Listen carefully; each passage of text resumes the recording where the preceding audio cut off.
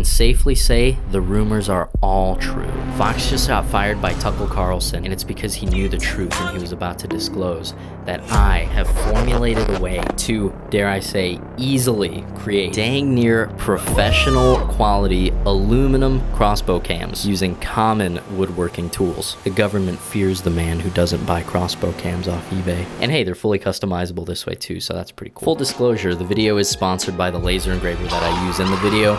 Wait, yes, I use the laser engraver in the video. I can't take a sponsorship from a laser engraver and not use it in the video, okay? But I made sure for this particular video and video title not to use the laser engraver for anything that you could not easily replicate with common woodworking tools, okay? And yes, I'll let you know what those tools are too. So here we go. Hope you guys like it. Cool story. The agency that set me up with the Acer P20 sponsorship loved my work so much that they actually set me up with another laser engraver, the Creality Falcon 2. To my knowledge, slightly smaller footprint, but it's got a 22 watt laser instead of the 20 watt, so it's stronger than a very strong laser, so pretty strong. One of my favorite stipulations from the brand is don't put the laser together too long on camera, because nobody wants to see that. I like that brands are getting smart these days. So I'm gonna go ahead and put this together off camera. From what I hear, it's actually even easier to put together than the Acer P20. So I'll get back to you. Guys, I haven't even started with this thing and I'm so impressed already. The Acer P20 was easy enough to put together as it is. This came out of the box. I didn't do any of the screws. I didn't mess with any belts or anything. I'm like, why not? Why not just have the thing put together inside the box and I could just take it out? I'll pay the little extra bit to have the bigger cardboard. I really will. Just don't make me put stuff together, please. This is a dream come true for my little caveman brain. Except for the feet. I did have to screw the feet on all by myself. You know, life can be pretty hard sometimes, but thankfully I survived. Just barely. I'm gonna go ahead and do the rest of the little bit of assembly that you need to do, but there is like almost nothing to do. Alrighty, got it all put together, super easy. First things first though, does the air assist really jiggle like a bubble butt when you spank it? Of course it does. I wouldn't have taken the sponsorship otherwise. Oh, on the topic of the air assist, this is pretty cool. Right smack dab on the front of the laser, there's an air indicator to let you know if maybe there's an obstruction in the hose, like a kink, or maybe there's a leak. The pump is off right now, so of course it's red, but it's really nice to be able to just look over and see the 3 green lights and know that you're ready to go. It's also got this indicator to let you know if the lens is maybe obstructed or if it needs some cleaning. And this here was a really smart move on the part of the Creality people. The laser can actually tell if your material's caught on fire. Now, if you got one of these honeycomb cutting beds with the steel underneath it, I wouldn't really think that your house or your table or your garage is really in that much danger of going up in flames if your material catches on fire, but it would still be pretty tragic if your workpiece caught on fire and your laser kept on working over it and just got grilled basically. So I think it's time to launch the maiden voyage. Alrighty, step number 1 for the cams. I spread some Dykem on these 3/8 inch aluminum plates that I have had for years. I might have actually got them when I was like 18. That was like 10 years ago. Oof. Dang. You know what else I did 10 years ago? I googled reverse draw crossbow cams, and that's where I found this picture here. I've literally been waiting to make these crossbow cams for a decade.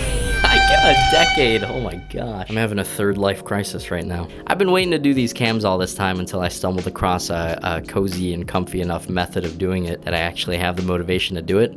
That day is today. Now look in my eyes. I do not say this disparagingly in any way, shape, or form, but I actually have seen people do reverse draw crossbow cams by hand at home, and a lot of times they come out awesome, but for me personally, the process just never looked appealing in any way, shape, or form, so I avoided it. But hey, here we are, I guess, better late than never. Dykem on the 3/8 aluminum. I'm trying 2 colors, red and blue. Just kind of wanted to see which one comes through clearer. Here's the results. All right, they both came out really super nice actually, but I would say for the really bright metal like aluminum, the darkness of the blue gives you much better contrast and you can see it a lot better, so I'm probably gonna stick with the blue from this point out. Now for the wooden stencils. Little spoiler alert, these are gonna be the guides for the hand router that I've discovered is the ultimate aluminum crossbow cam making tool. But that's in a minute. Come on, hold your horses. I'm cutting out a bunch of them. You'll see why in a minute. They're not actually all the same. The plywood that I'm using is called Tiger Ply. Really, really tough stuff, but fortunately the Falcon 2 is tougher stuff. Makes pretty quick work of it and the cuts are very clean. But I understand not everybody has the laser engraver yet.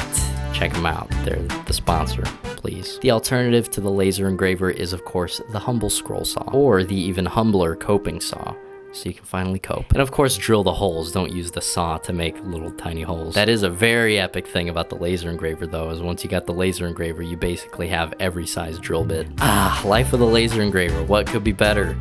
check them out. Now, I don't know what the odds are of this, but in the sponsorship briefing, they said they wanted me to demonstrate changing out the lens, and it just so happened after the dicom scribing, I got a lens error. I can't really imagine why. I cut out the plywood cams and I did the scribing in the dicom, and I don't know, it seems like I shouldn't already be getting a lens error. So they say push the reset button. Oh, what the heck? That was easy. Well, they still needed me to show you how to do it, so here's that real quick. Really pretty simple operation here. You just cut the power. There's this nozzle here you have to unscrew. It was on there pretty good, so I had to use some pliers and this little piece of shop towel so I wouldn't scratch it up. You just loosen it up a little bit and it'll unscrew with your fingers. Then grab yourself the little plastic tweezers that come out of the kit that it comes with. You do need to use plastic tweezers for obvious reasons. You can't handle the lens with steel tweezers. Once you get the little brass bushing out of there, there is a rubber gasket behind it and the lens behind that. They were all kind of stuck together so they all popped out, but here's the lens. I'm not actually going to replace it because this one's apparently fine, but yeah, that's how you take it out. And of course there's a new lens included in the kit too. So stick the lens back in there, don't smudge it up with your fingers, use the tweezers, the animal, then the rubber gasket, the brass bushing, and then finally the nozzle. And there you go, we're in the green again. After I got that all squared away, it was time to get to work cutting out the aluminum. And for the first time ever, I tried cutting aluminum on my bandsaw, and it was actually really nice. I did have to get a bimetal blade, but it was like 16 bucks on Amazon. And this thing just glides, it's awesome. The aluminum got really hot really fast though, so keep a bucket of water handy. Now, I was a little paranoid that my router method was not going to be as effective as it actually ended up being, so I cut really close to the line on the bandsaw. This ended up not really being necessary. As long as you're within like a 1/4 inch of the line, you should be fine. Now, here's the difference between the wooden pieces and why. I did each of these in 2 layers so that these ones that actually go on top of the aluminum can have the top layer with bigger holes and the bottom layer with the smaller holes, so that once the aluminum is drilled out and the stencil is on top, I can drop these cabinet screws in here and still have a nice flat surface for the router to slide around on. So I'm gonna go ahead and get these all glued up. I'm gonna get these holes drilled out, and I'm gonna cut out some supports to go around the whole jig to get some extra stability on the router.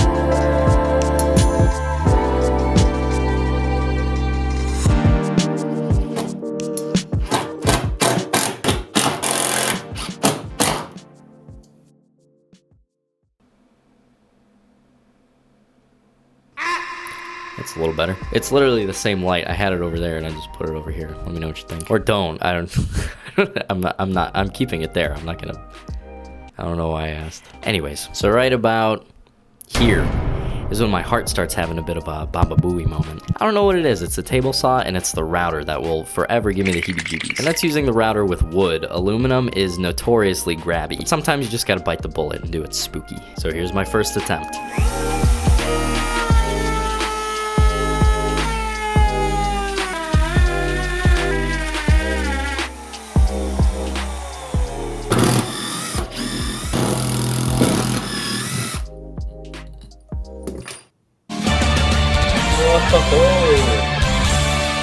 Whoa! Ugh, kind of messed up right there. But wow, that is pretty nice. This is starting to look like something. You can kind of see right there, I might need to use a smaller bit to get in that little nook. But holy smackerel, that's coming out clean. That is really nice. The size of the router bit actually ended up not being the issue at all. It was the shavings bunching up in the corner right here and preventing the bearing on the router bit from being able to make contact with the stencil. I ended up figuring that out later. But in spite of that, I was clearly very excited about the way that this was going, so it was time to move on to those inside cuts.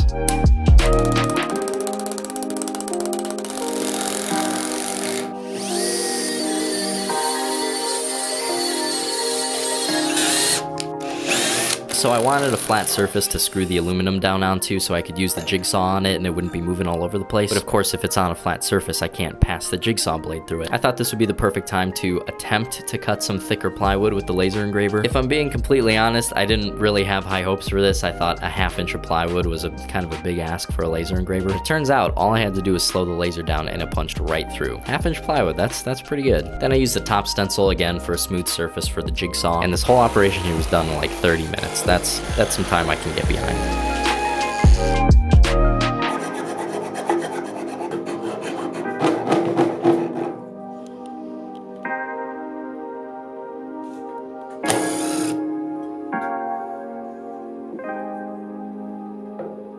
Now, routing out these little inside cuts was really the exact same as doing the outside, except for that the shavings were building up a lot more. And that's kind of when I realized what that one problem really was. So just make sure you got a blower of some kind or a shop vac handy. The inside cuts were looking super clean, so I was confident to moving on to putting the track on the outside.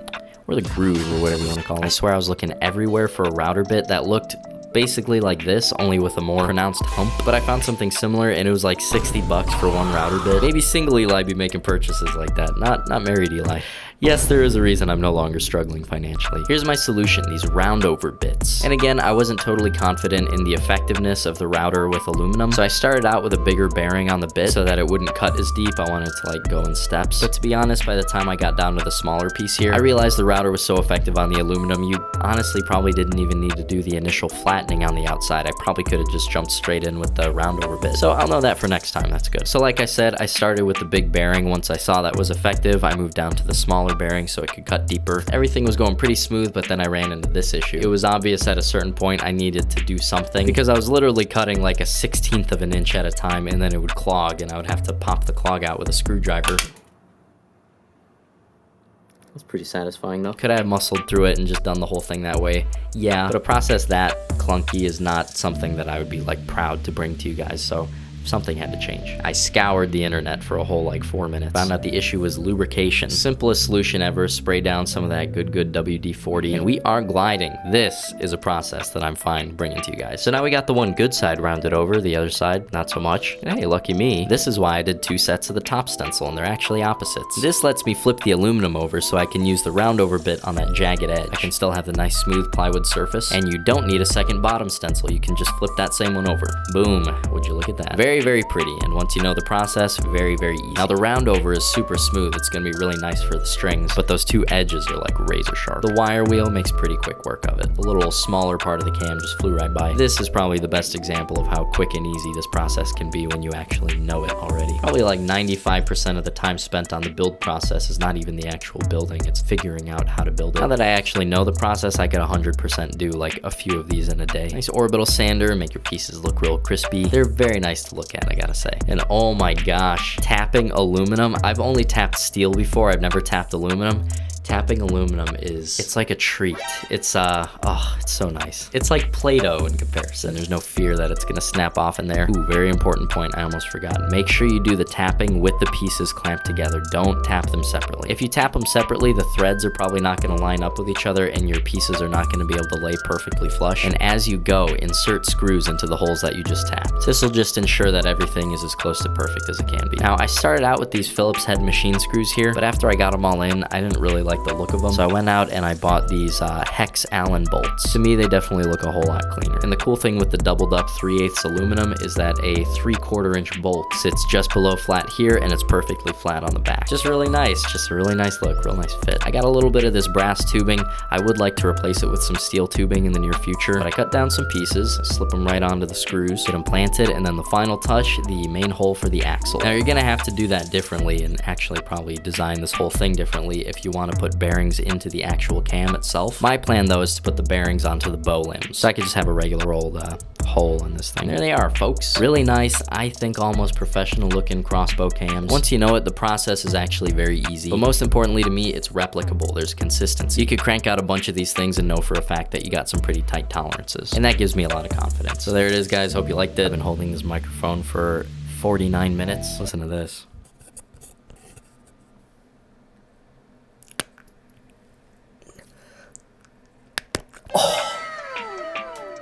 feel like I got a whole new arm. Thank you guys so much for watching. Hopefully this was helpful to anybody out there who is maybe thinking about making their own custom crossbow sometime soon. I'm sure that's just tons of you guys out there. I know I'm really excited to see what I can do with these things. Thank you so much to Creality for sponsoring the video. If you guys have ever been in the market for a high-end laser engraver, make sure to check them out. Links in the description, of course. Thank you all very much for watching. I'll talk to you later. Bye.